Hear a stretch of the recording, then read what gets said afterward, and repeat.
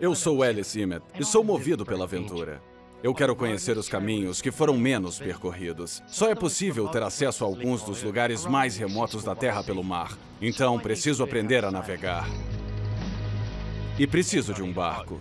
Assim como os exploradores do passado, eu vou deixar minha casa e viajar pelas águas. Até mais, Nova Zelândia! E lá fora, no meio do mar, como capitão do meu próprio barco, eu vou passar pelos maiores testes da minha vida.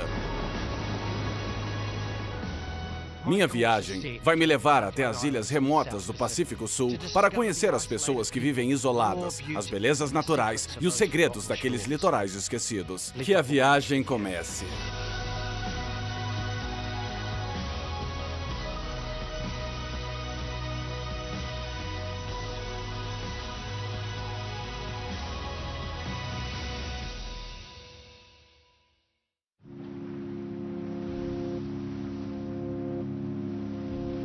Dia 97, 9h35.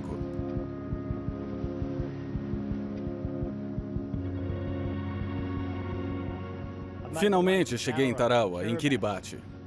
Estou aqui para fazer uma pequena parada para abastecer o Rory Moore antes de seguir para o norte, para as Ilhas Marshall, um lugar que raramente é visitado. Atol Tarawa, Kiribati. Eu vou tentar encher todos os galões de combustível o máximo que eu puder, até a última gota, só por precaução. As crianças estão insistindo em me ajudar.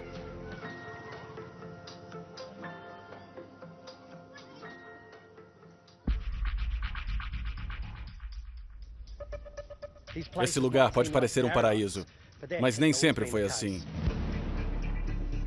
Em 20 de novembro de 1943, aconteceu uma das batalhas mais sangrentas da frente do Pacífico na Segunda Guerra Mundial. A Batalha de Tarawa. Essa ilha foi transformada em uma fortaleza japonesa fortemente reforçada. Foi tão bem armada que o almirante Shibazaki gabou-se com suas tropas, dizendo que seria preciso 1 milhão de americanos e 100 anos para tomar Tarawa. Os Estados Unidos não tinham 1 milhão de homens, mas eles tinham a maior frota de navios já vista até então.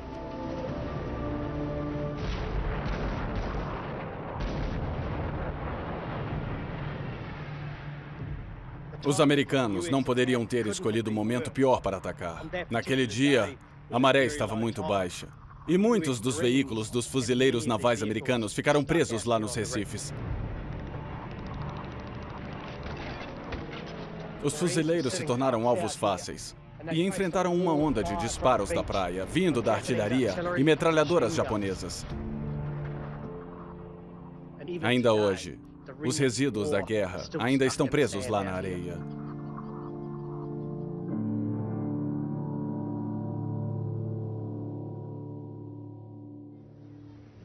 Os horrores da Segunda Guerra Mundial chegaram até aqui. Nas praias de areia branca e coqueiros. Existem relíquias de guerra por todo lado aqui, e o vilarejo praticamente cresceu em volta delas. Tem um bunker atrás de mim, e construíram uma casa bem em cima dele.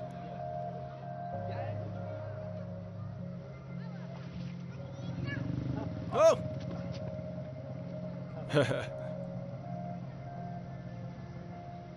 Aqui tem outro bunker. E agora todas as crianças estão brincando nessas relíquias. Que legal! Pega ele! Pega lá! Nossa! Esse garoto veio até mim com uma latinha com balas. Essas balas são da Segunda Guerra Mundial. Você achou isso na praia? Achei. Achou? Sim. É difícil de acreditar nos horrores que aconteceram aqui, olhando isso enquanto o sol se põe.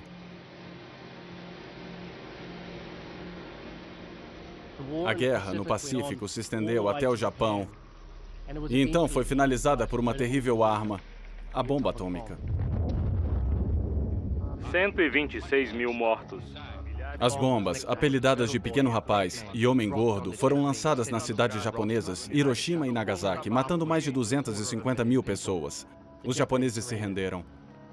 Estávamos entrando na era atômica, quando as armas eram capazes de destruir cidades inteiras em uma única explosão. E essa ainda era uma tecnologia experimental. Poderosos do mundo todo entraram em frenesi para dominá-la a qualquer custo. Países como Polinésia Francesa, Kiribati e as Ilhas Marshall se tornaram locais de teste das lideranças ocidentais. Tudo estava caminhando para a criação da arma mais poderosa do mundo. Um ensaio para um possível futuro. E aqui, no meio do Pacífico, escondido do restante do mundo, estava uma completa loucura.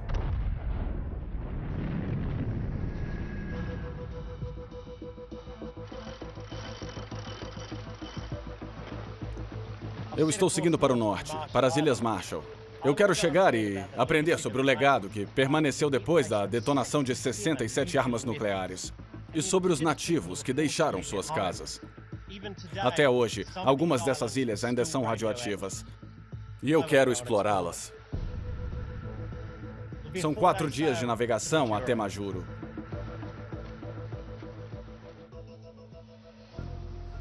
Em 1946, 167 moradores da ilha de Bikini foram obrigados a sair temporariamente de suas casas para um projeto que disseram que beneficiaria a humanidade. O chefe concordou sem saber que o governo americano havia planejado realocá-los de qualquer maneira. Os moradores foram levados para o atol de Rongerik, mas essa cadeia de ilhas não tinha recursos naturais suficientes para sustentá-los. Eles foram então realocados para o atol de Kwajalein, antes de finalmente se fixarem na ilha Kili, a uns 640 quilômetros de Bikini, lar deles.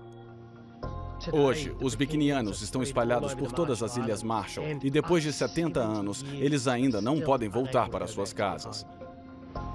Estou a caminho da Câmara Municipal do Atol de Bikini e espero me encontrar com o prefeito de Bikini. O único problema é, o prefeito de Bikini e a Câmara Municipal estão aqui, em Majuro, a uns 796 quilômetros de Bikini. É estranho ser o prefeito de uma ilha em que você não mora, que você nem pode morar? Eu diria que é estranho, mas já estou acostumado. Estamos espalhados pelo mundo todo. Acha que é possível que vocês voltem a viver na ilha de onde vieram? Não perdemos a esperança. Na nossa cultura, uma pessoa não é nada sem terra. O governo dos Estados Unidos agora quer tentar transformar essa grande força destrutiva em algo bom para a humanidade. Vamos garantir que vocês voltem para sua terra depois disso. E vamos garantir ajuda a vocês pelo resto das suas vidas. E já se passaram 70 anos. Nesse momento, não existe um futuro para nós. Sim, fomos recompensados pelos Estados Unidos, mas não é o suficiente. Limpem nossa terra. Ou nos deem um plano melhor. Pelo menos nos ouçam.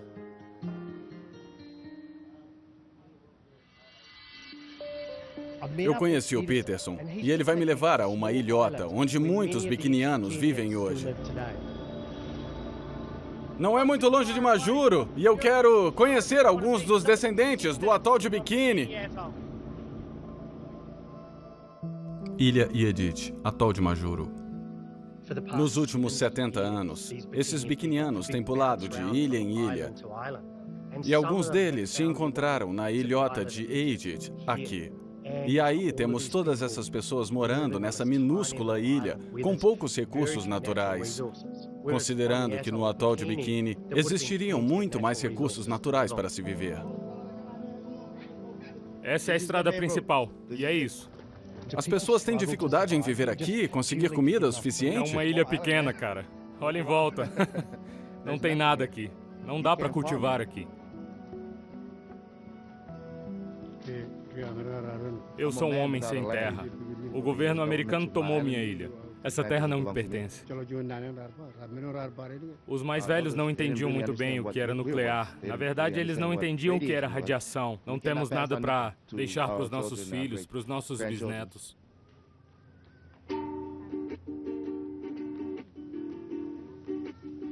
Andando pela ilhota de Iedit, eu vejo muitas crianças. E todas são descendentes de Bikini.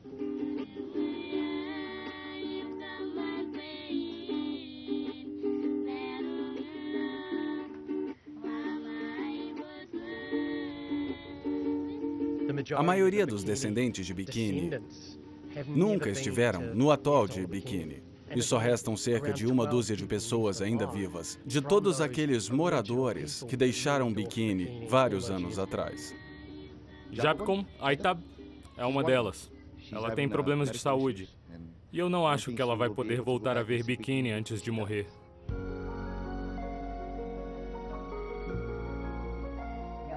Como vai? Eu soube que você morava na Ilha Bikini muitos anos atrás, quando era mais jovem. Nunca esquecerei. Nunca esquecerei. Lar doce lar. Você pode descrever como era a sua casa para mim, como a ilha era antes de acontecerem os testes nucleares? Era muito divertido naquela época.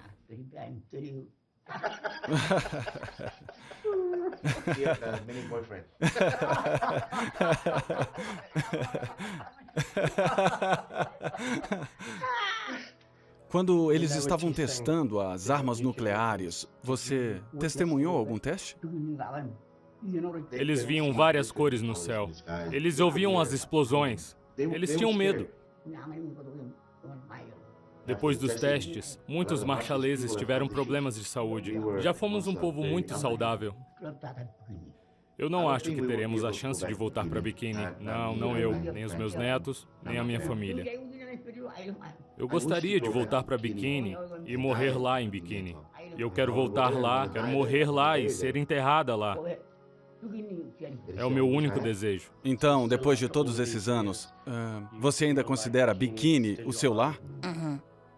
Sim.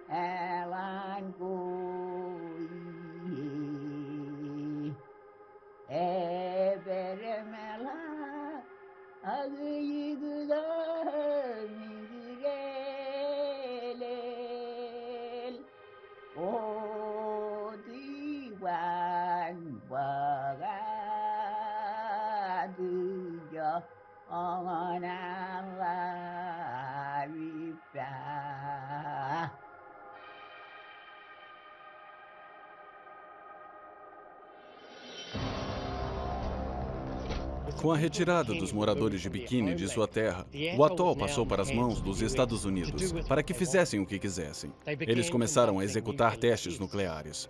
O primeiro deles foi denominado Operação Crossroads. 2 bombas atômicas foram detonadas em seu alvo, Bikini. Cada uma tinha um poder destrutivo equivalente à bomba lançada em Nagasaki. O objetivo desses testes não era só mostrar ao mundo, especialmente aos soviéticos, que os Estados Unidos estavam no controle dessa imensa força. Eles também estavam cansados de ver os efeitos de uma arma nuclear em navios de guerra.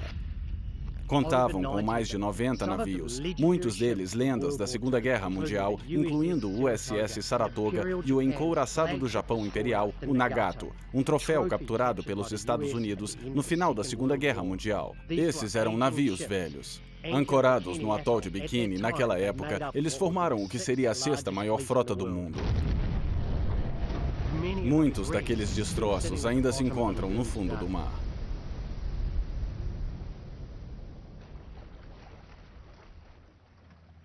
Edward, bem-vindo a bordo. Obrigado. Sobe aqui.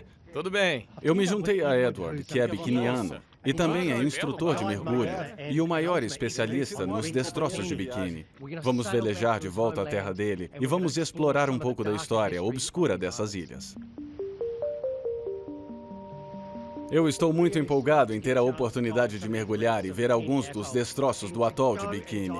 E poder mergulhar nesse local com um especialista como Edward é uma oportunidade incrível.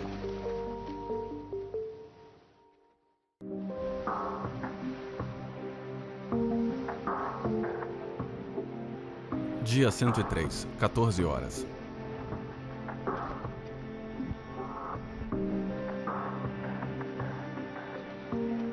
À medida que chegamos perto de Bikini, posso ver Ed ficando mais e mais empolgado. Ele pode não ter crescido aqui, mas no coração dele, esse ainda é o lar dele. O Ed mergulha por esses destroços por metade de sua vida. Mesmo que ele não possa voltar e morar na Ilha Bikini, com o seu trabalho, ele é uma das poucas pessoas que pode vir aqui com frequência. Atol de Bikini, Ilhas Marshall.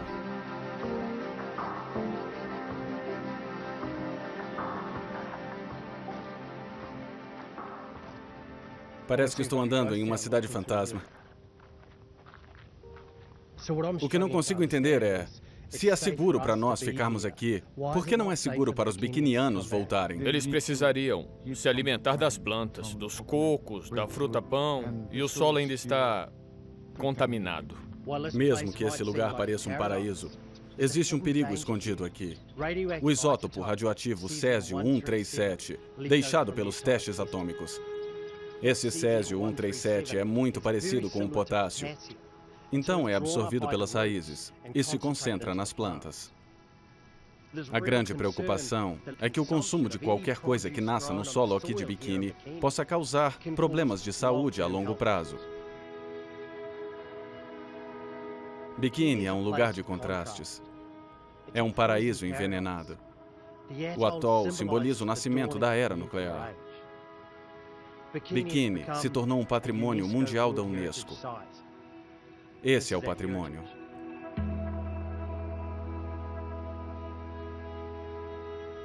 Voltar a Bikini significa muito para o Ed. E ele me trouxe ao cemitério, onde muitos de seus parentes estão enterrados. Ele me mostrou o túmulo do bisavô dele e de muitos outros parentes de muitas gerações anteriores. O avô do Ed foi um dos 167 biquinianos que tiveram que deixar a ilha por causa dos testes nucleares.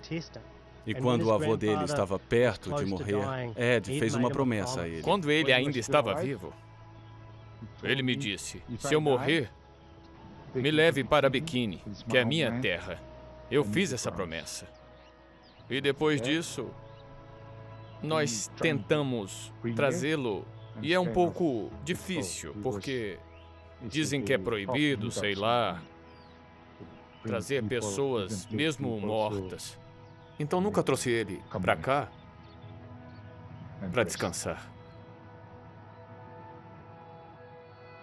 Então o enterramos em Majuro. Não é a terra dele. Me sinto mal. Então, os biquinianos não podem voltar para cá, onde moravam, por causa da radioatividade. E mesmo mortos, eles não podem voltar para a terra natal deles. Os biquinianos acreditam que a terra é um presente de Deus para ser passado de geração para geração. E a terra que essas pessoas têm aqui, em que elas não podem morar, ainda está em seus corações. Aqui, a terra em que você nasceu, é uma parte de você, para sempre.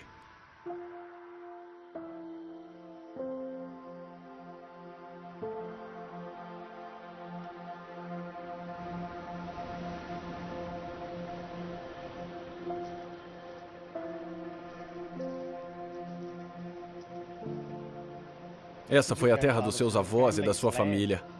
Ainda é a sua terra? É como parte do meu corpo.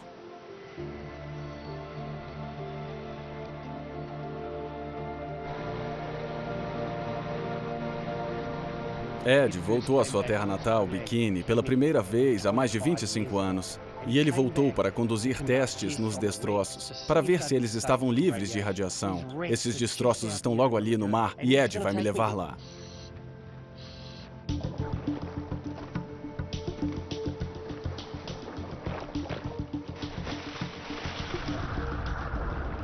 Esses destroços não estão mais com radiação significante, mas ainda são perigosos por causa da profundidade. Enquanto mergulha, você está sempre limitado à relação entre profundidade e tempo. Se eu subir à superfície rápido demais, eu vou ter a doença da descompressão. Bolhas vão se formar dentro do meu corpo e, no pior dos casos, causar paralisia ou até me matar. Então nós temos que ter muito cuidado. Esse não é um mergulho de férias em Bikini. Essa é uma missão. HIJMS Nagato, Atol de Bikini. O Nagato foi um encouraçado formidável da Marinha Imperial Japonesa. Ele é considerado o navio mais poderoso de seu tempo e o primeiro navio de guerra do mundo a carregar armas de 40 centímetros em seu convés. Ele teve uma variedade de armamentos a bordo. Armas de 40 centímetros, armas de 13 centímetros, armas aéreas. Esse navio foi construído para a guerra. O Nagato pesava mais de 42 mil toneladas, quando completamente carregado, e tinha mais de 213 metros de comprimento. Nossa, olha o tamanho das pás dessa hélice. São enormes. E essa é só uma das hélices.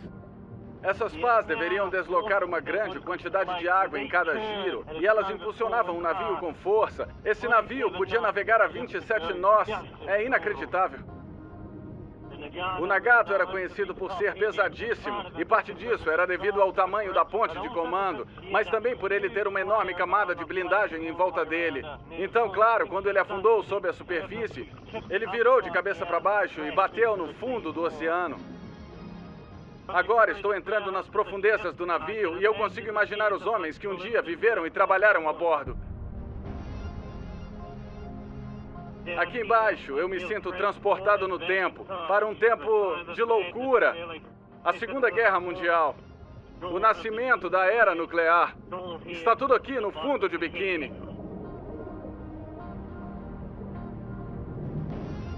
Com um navio de cabeça para baixo, nada faz sentido. E a coisa mais importante que você precisa fazer aqui embaixo é manter a calma e o foco.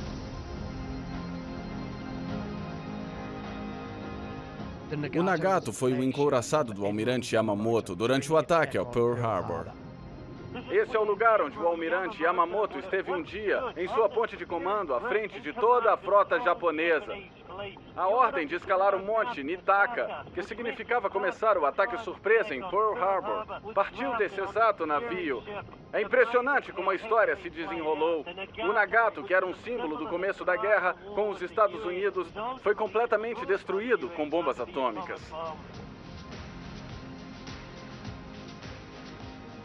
É para isso que eu vivo. É isso que eu amo.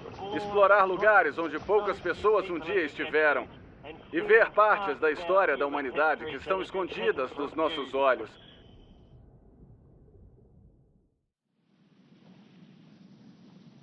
Hoje eu saí por minha conta para explorar o resto do atol. Em muitas dessas ilhas, nos arredores do atol, ainda existe a infraestrutura que foi deixada pelos testes. Naquela ilha, bem na minha frente, tem um bunker enorme que ainda está de pé. Então eu vou lá explorar.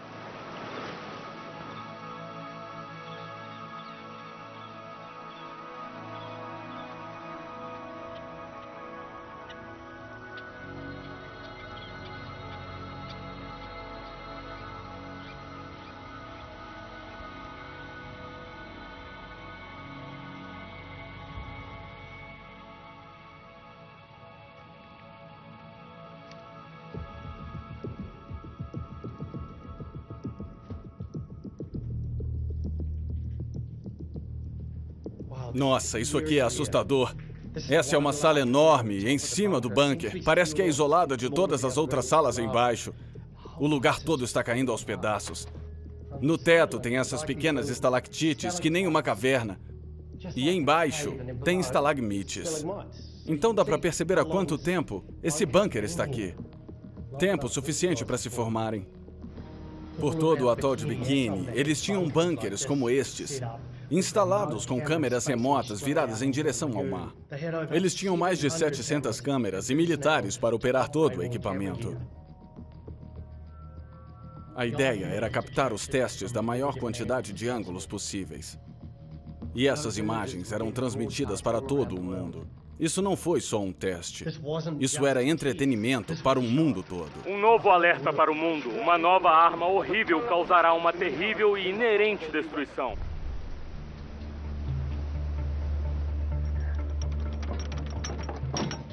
Hoje eu vou mergulhar no USS Saratoga. É um porta-aviões que viu muitas batalhas antes de terminar aqui. Um navio herói por mérito próprio. E a última missão dele foi aqui, no atol de Bikini. Estou com o Ed. Ele vai me guiar pelos destroços. Ele os conhece como a palma de sua mão.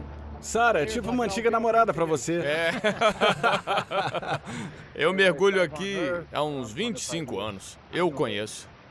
Tá certo. Parece que vai ser um bom dia para mergulhar. Então vamos pro Sara. Sim. Estou pronto.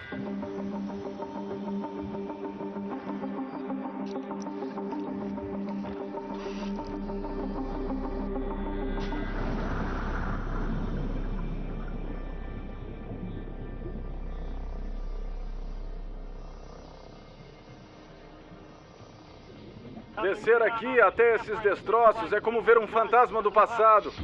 USS Saratoga, atol de Bikini. Esse é o USS Saratoga. Ele é um navio grande, muito grande. 885 pés de comprimento. Isso equivale a 270 metros. O Saratoga é um dos navios mais famosos da Segunda Guerra Mundial aqui em Bikini. Inclusive, é um dos primeiros porta-aviões americanos. Ter um navio que pode carregar uma força aérea para mais perto da batalha se tornou uma estratégia importante no esforço de guerra. A maior parte da madeira já se foi, mas é possível ver os rebites de metal que fixavam a madeira do convés. O Saratoga esteve em muitas batalhas da Segunda Guerra Mundial. Guadalcanal e Iwo Jima são alguns exemplos.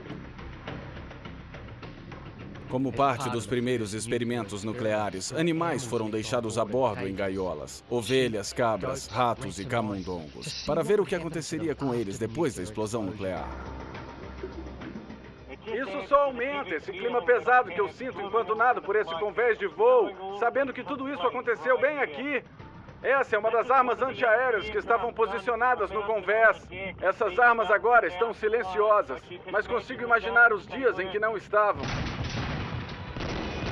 Pilotos kamikazes estavam determinados a lançar suas aeronaves no convés de voo. Isso deve ter sido um caos.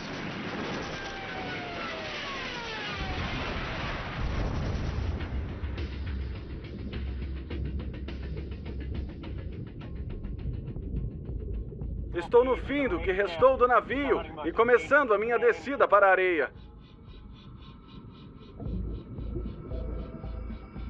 É bem fundo, vão ser 50 metros até o fundo. Estou procurando uma coisa e sei que ela está aqui na escuridão.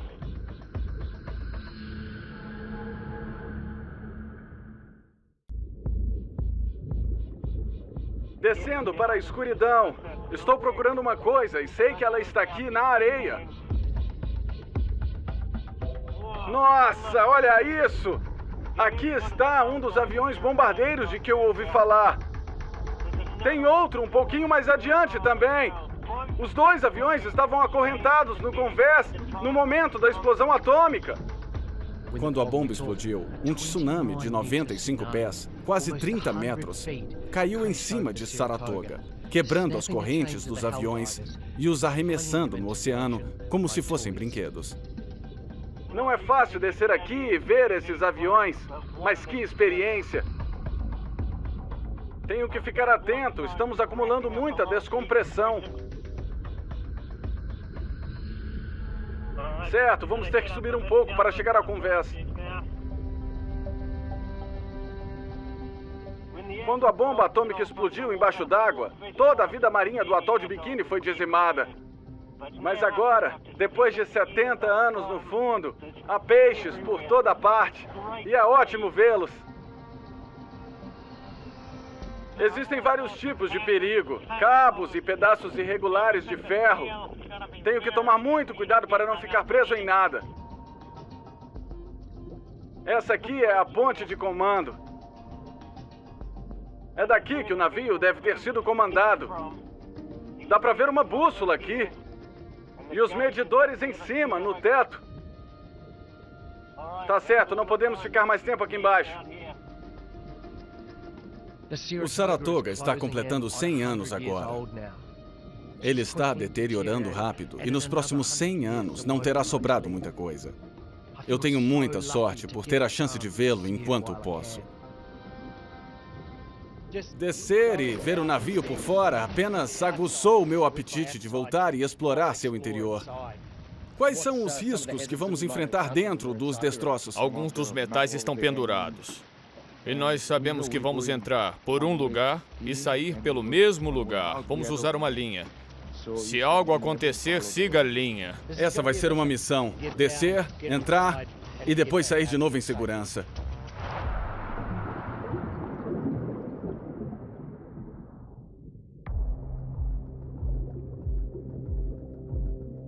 O Ed está me levando para o elevador de bombas.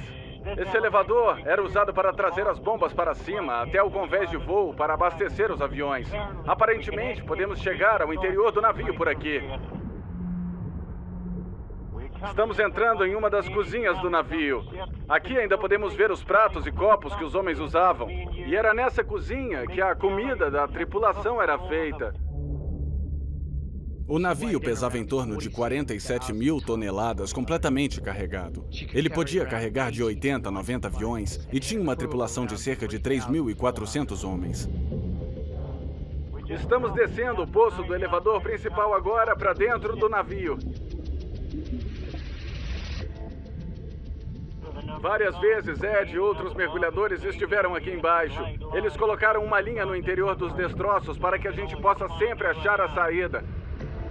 O navio está mesmo começando a se desfazer. Nos próximos 70 anos não restará muito para ser explorado.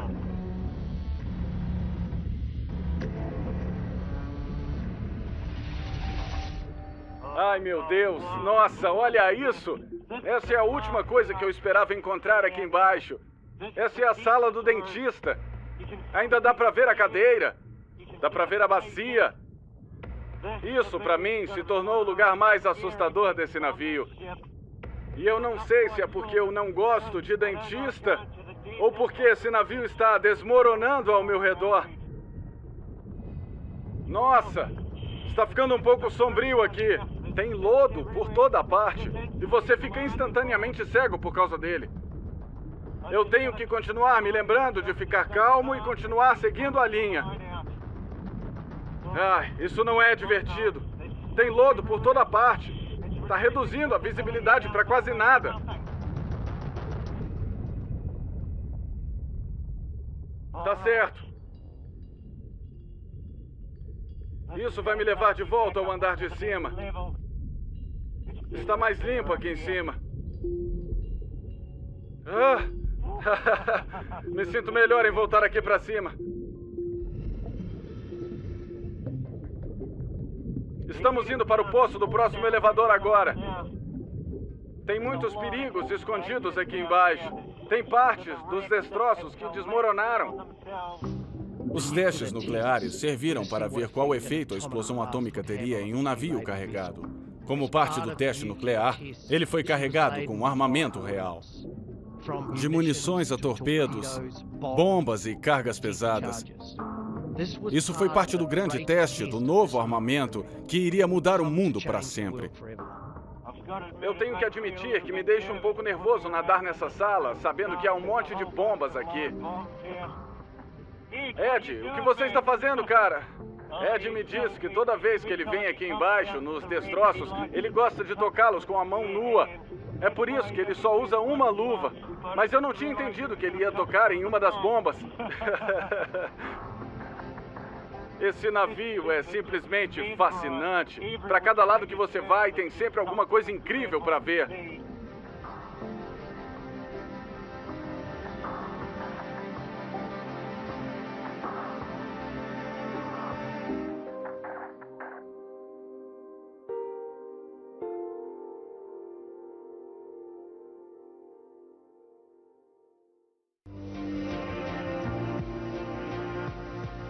Ilha Ennio, atol de Bikini. Bom, Ed está me deixando hoje. Ele está voltando para Majuro. Em 1946, havia 167 moradores em Bikini. E agora, só existem 7. Você está olhando para todos eles, todos a bordo nesse barco. Eles cuidam de Bikini, parte de uma equipe que se reveza para monitorar os níveis de radiação aqui no atol. Todos eles não vieram ao barco só para dizer adeus ao Ed, mas também para pegar qualquer material que tenha subido a bordo. Aqui estamos, Ilha Ennio, vulgo Aeroporto Internacional de Bikini. Obrigado, Ed. Se cuida. Se cuida também. Se cuida, cara. Obrigado por tudo.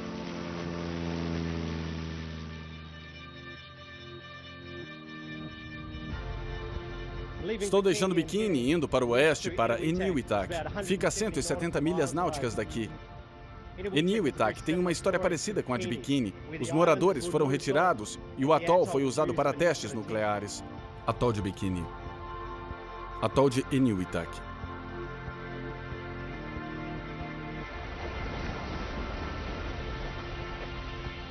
Atol de Enewetak, Ilhas Marshall.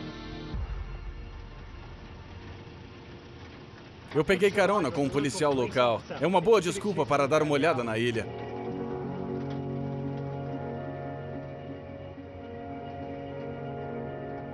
Ao contrário do atol de Bikini, Enewetak passou por uma grande limpeza.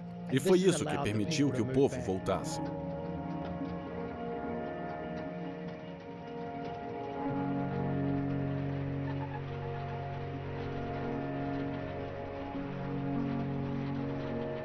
Apesar do povo de Enewetak poder voltar, apenas 3 ilhas podem ser habitadas, dentre as 40 do atol.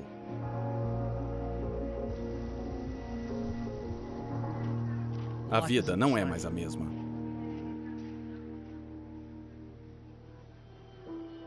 Esse é Enoch.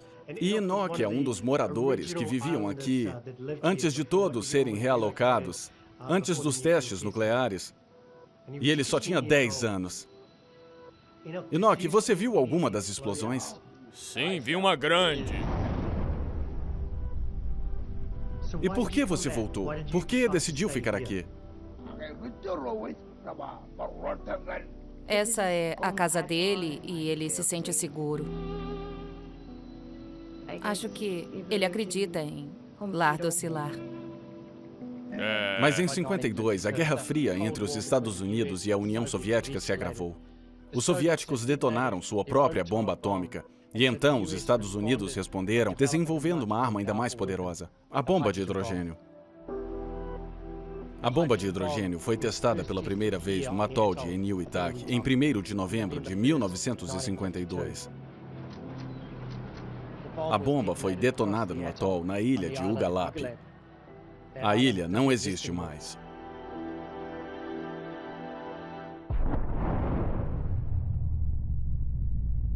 A energia liberada pela bomba foi calculada em 10,4 megatons, mais do que 750 vezes mais poderosa do que a bomba de Hiroshima.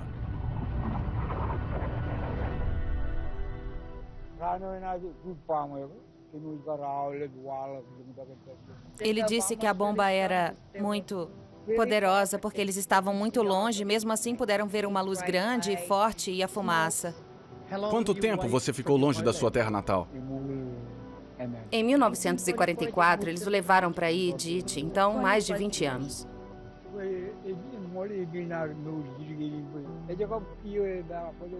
Quando eles voltaram para cá, não havia ninguém, nem plantas, então eles tiveram que replantar tudo. Foi muito difícil e agora ainda é difícil porque alguns dos frutos não crescem mais nessa ilha. Por que está mais difícil ver coisas crescendo na ilha?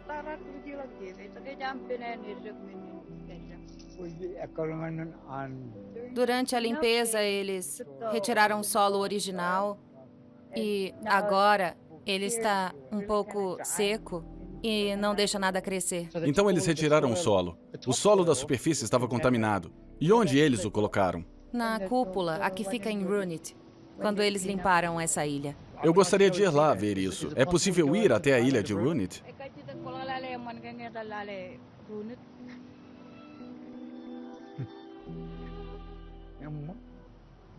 Você pode ir lá e ver o que tem em Runit.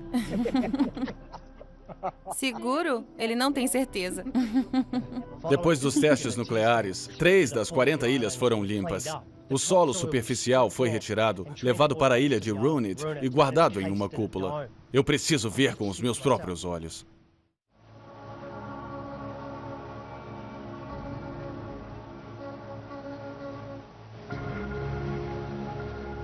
Alguns moradores locais se reuniram e concordaram em me levar à ilha Runit. Eles não vão pisar na ilha, eles vão ancorar fora da costa e me deixar explorar por conta própria. Runit é radioativa, mas eu sei que ficarei seguro, contanto que eu fique por pouco tempo.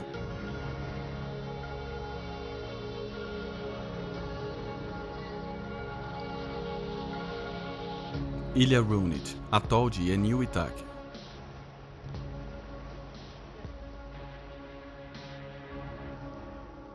Essa é a ilha Runit, casa da cúpula de Runit, que é um depósito de restos nucleares.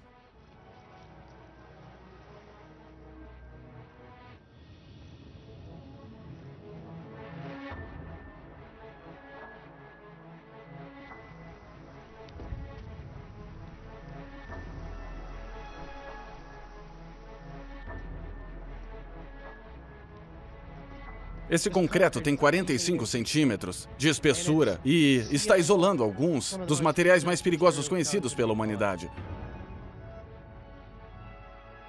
Você não imagina como é grande até subir aqui.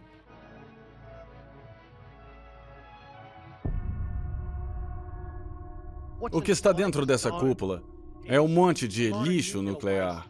É o solo superficial das ilhas que eles limparam. Havia pedaços de plutônio, e muitos deles foram achados, reunidos e colocados dentro dessa tumba também. O Césio-137 tem uma meia-vida de cerca de 30 anos, o que significa que a cada 30 anos ele fica 50% mais fraco. Mas o Plutônio-239 tem uma meia-vida de 24 mil anos. Então esse lugar vai ser radioativo por milhares e milhares de anos ainda.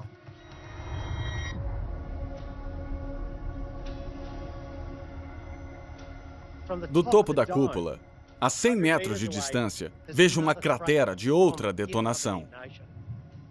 Dá para ver que o Recife inteiro explodiu em um círculo perfeito. Essa cúpula de concreto funciona como um curativo. Já está rachando, e com o nível do mar aumentando, é só uma questão de tempo até que tudo comece a ser levado pela água.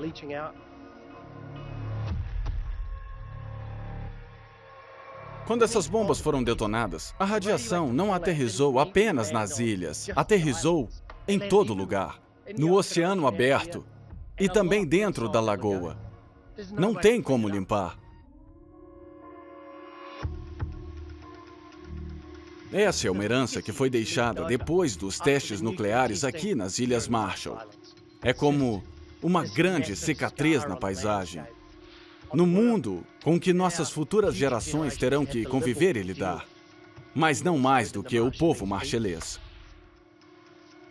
Já fiquei aqui tempo demais. É hora de ir.